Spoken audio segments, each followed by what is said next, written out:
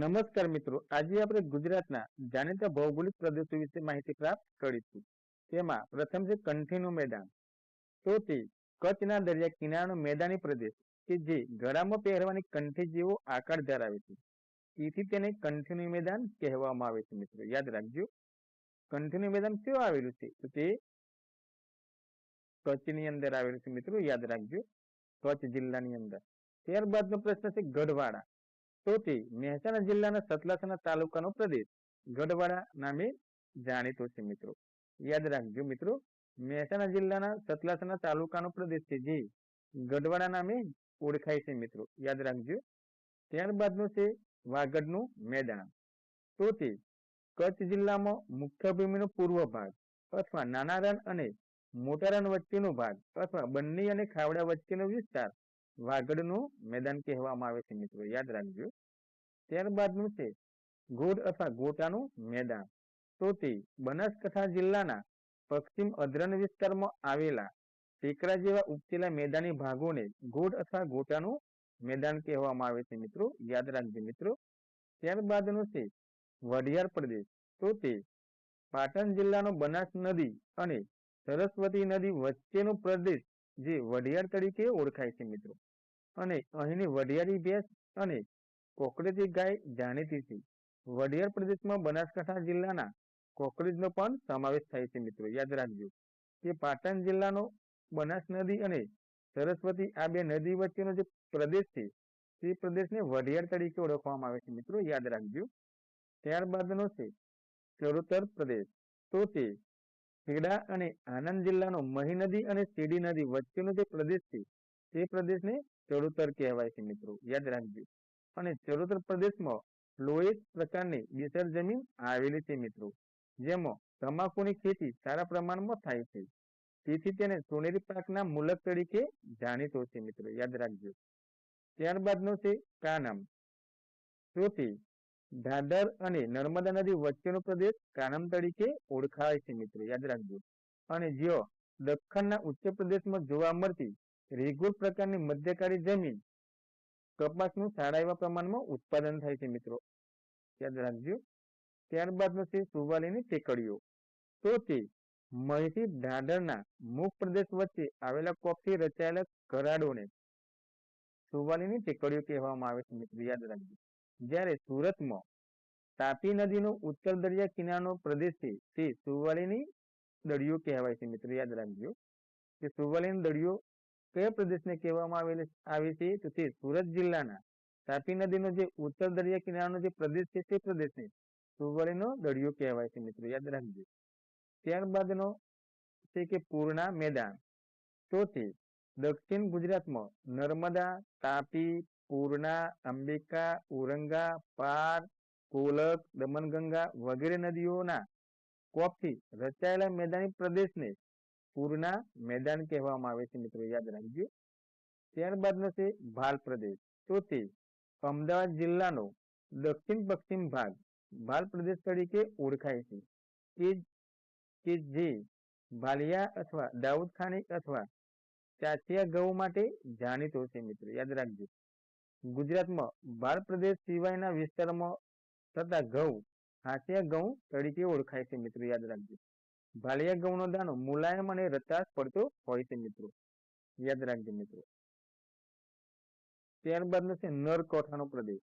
તો તે નળ સરોવર અને સાબરમતી નદી વચ્ચેનો અમદાવાદ જિલ્લાનો ભાગ છે તેને નરકોઠો કહેવાય છે. મિત્રો યાદ રાખજો.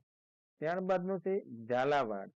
તો તે કચ્છના નાના રણ અને નળ સરોવર વચ્ચેનો સુરેન્દ્રનગર જિલ્લાનો ભાગ છે તેને ઝાલાવાડ કહેવાય છે. મિત્રો યાદ રાખજો.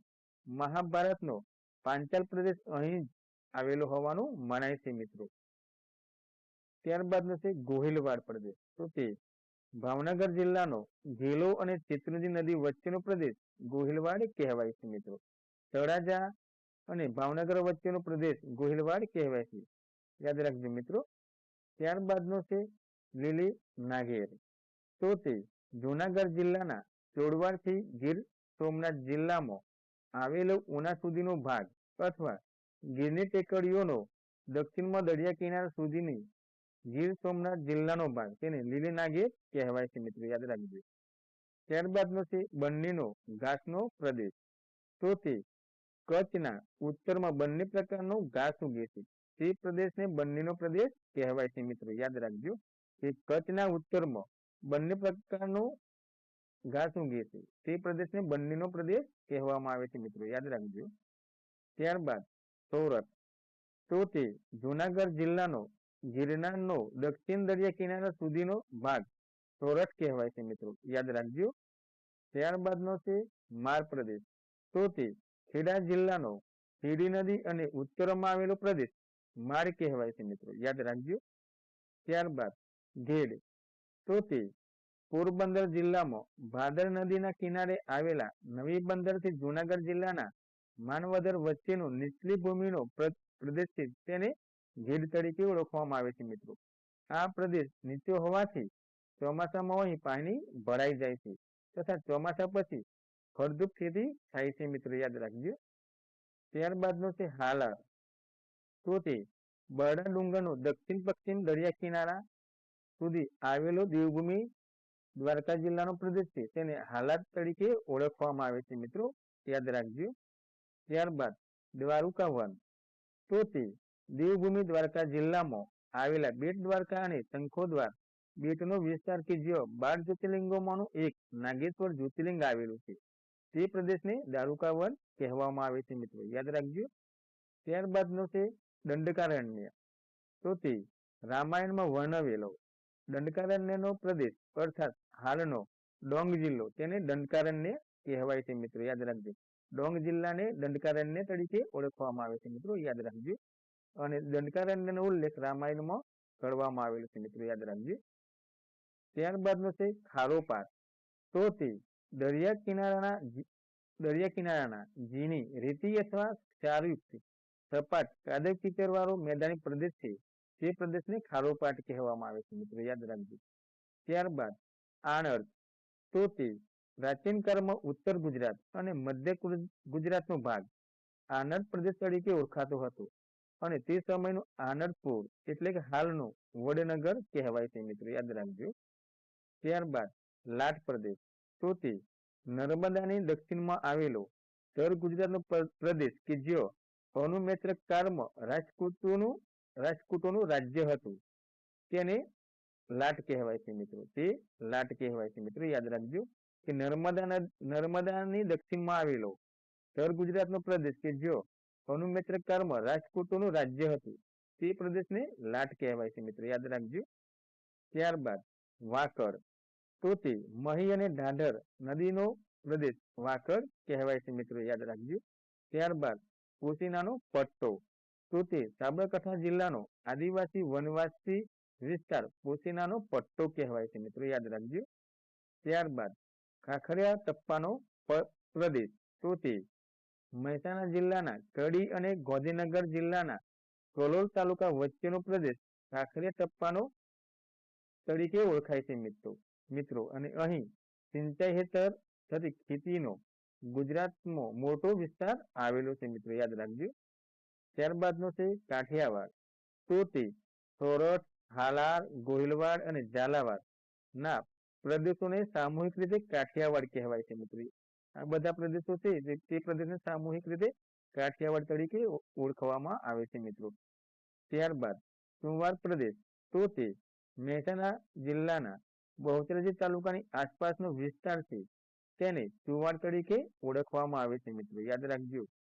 ત્યારબાદ બાબડિયા પંથક. તો તે ગોહિલવાડ અને સોરઠ વચ્ચેનો પ્રદેશ બાબડિયા પંથક તરીકે ઓળખવામાં આવે છે મિત્રો, યાદ રાખજો. ત્યારબાદ કનેર પટ્ટી. તો તે અમદાવાદ ભાવનગર હાઈવેને સમાંતર પશ્ચિમે આવેલો વિસ્તાર કનેર પટ્ટા તરીકે ઓળખવામાં આવે છે મિત્રો, યાદ રાખજો. ત્યારબાદ વિરમગામનો મેદાની પ્રદેશ.